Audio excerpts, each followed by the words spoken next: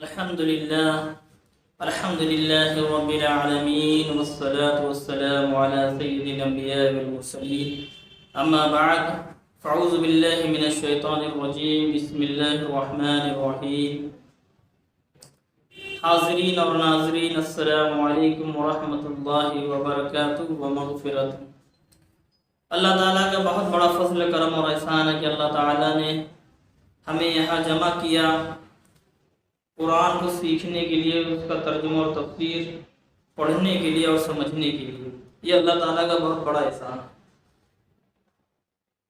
الحمدللہ ہم سورہ بقرہ جو کہ سورت نمبر 2 ہے، آیت نمبر 15 تک کا ترجمہ اور تفسیر پڑھ چکے ہیں اور سمجھنے کی بھی کوشش کیے ہیں۔ اللہ تعالیٰ سے دعا کہ اللہ تعالیٰ اپنے حبیب صلی اللہ تعالیٰ علیہ وسلم کے صدقے و طفیل ہمیں علم قرآن، علم حدیث اور تمام علوم نافع عطا فرمائے۔ بڑے افسوس کے ساتھ میں یہ بات کہی جاتی ہے کہ اگر ایک مسلمان اپنی زندگی میں ایک مرتبہ بھی علم قرآن کو ترجمے اور تفسیر کے ساتھ میں نہ پڑھا تو یہ بڑے افسوس کی بات ہے۔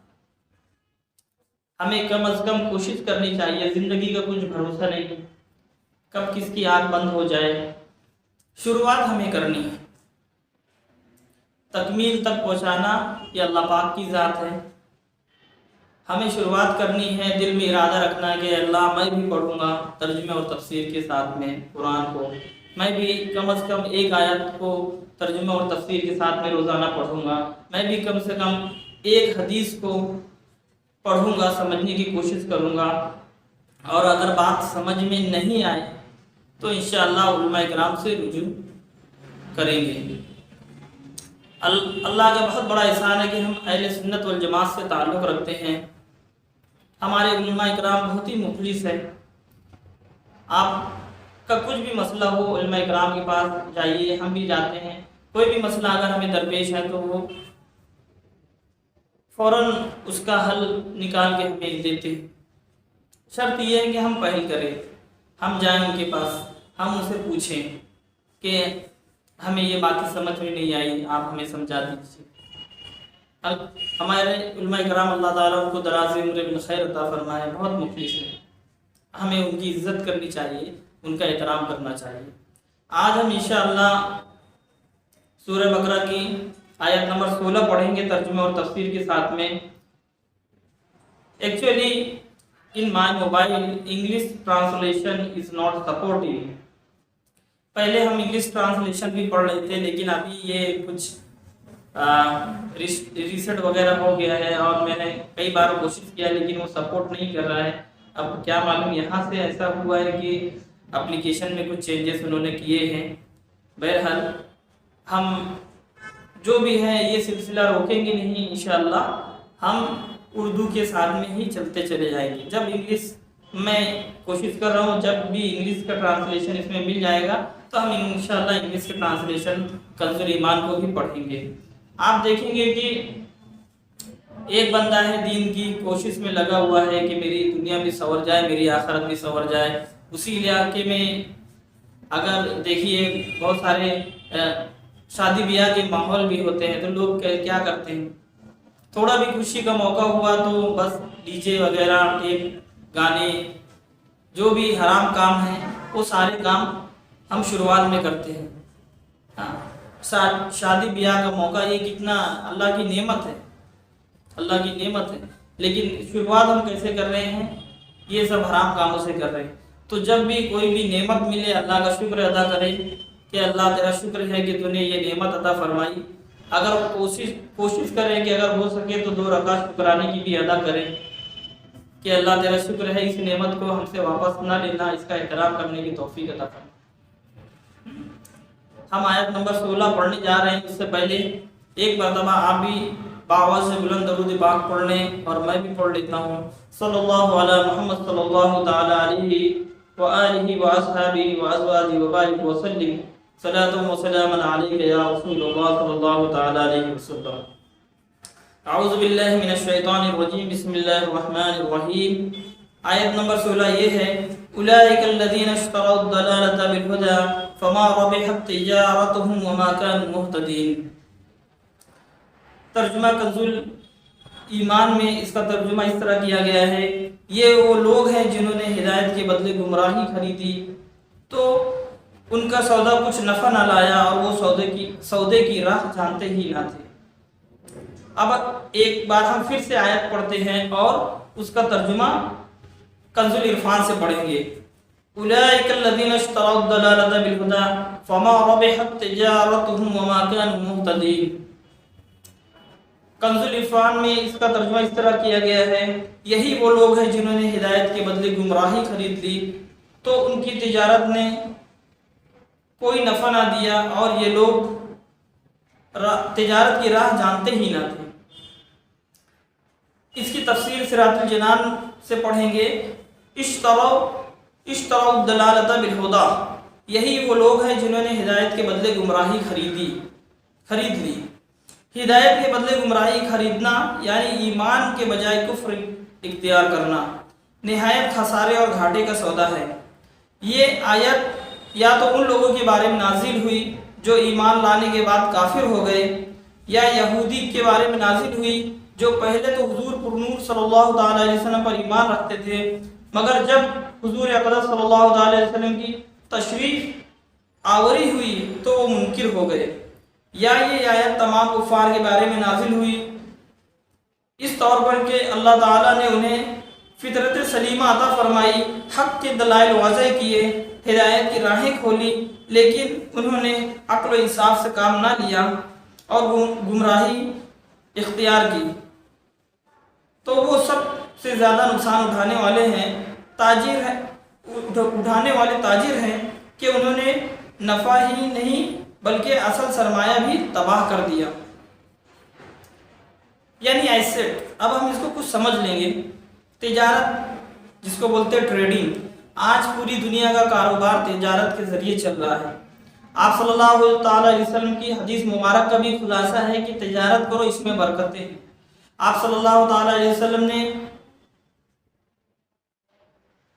ملک شام اور یمن کا سفر کیا، اسی سلسلے سے کپڑے کا لین دین آپ تو جانتے ہی ہیں۔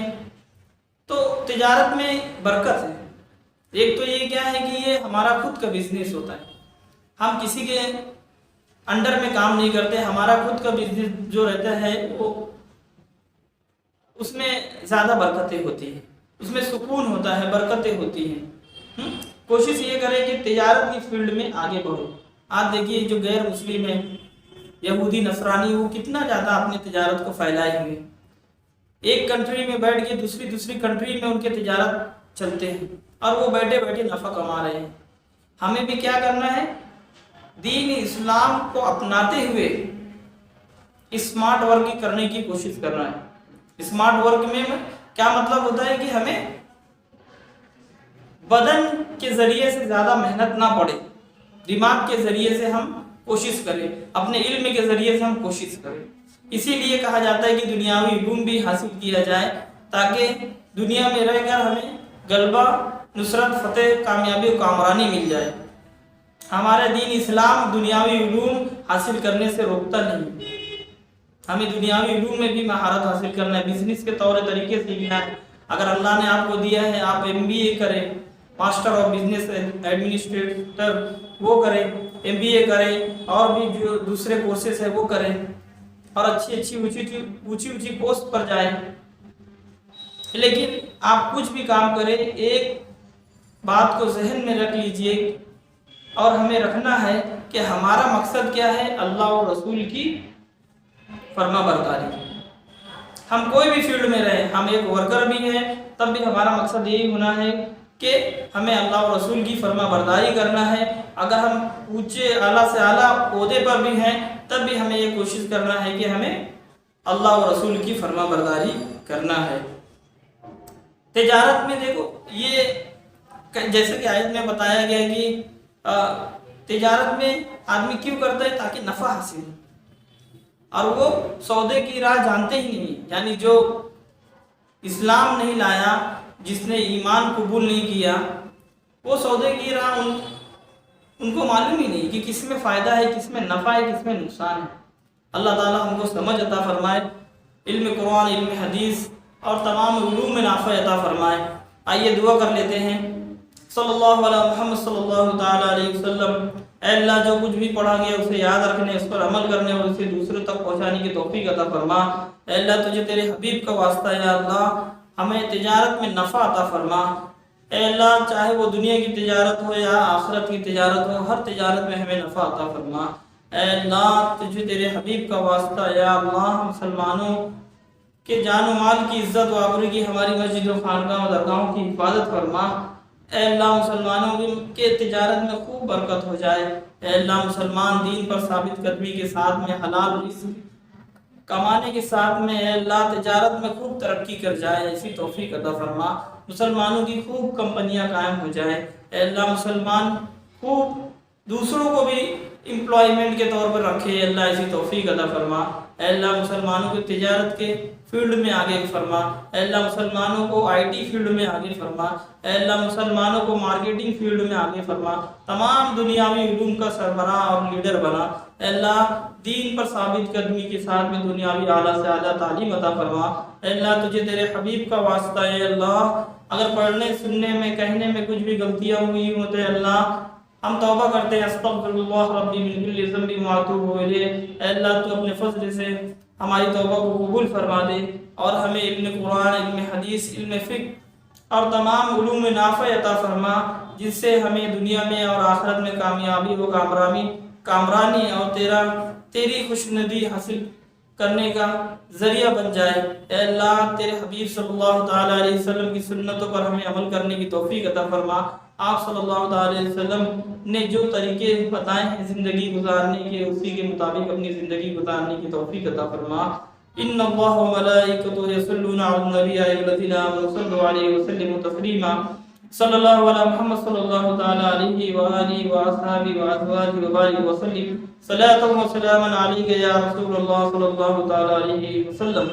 الا ان اولیاء اللہ لا خوف علیہم ولا هم يحزنون الذين آمنوا وكانوا يتقون سبحان ربك رب العزة عما يصفون وسلام على المرسلين والحمد لله رب العالمين وما علينا إلا البلاغ۔ السلام علیکم ورحمۃ اللہ وبرکاتہ۔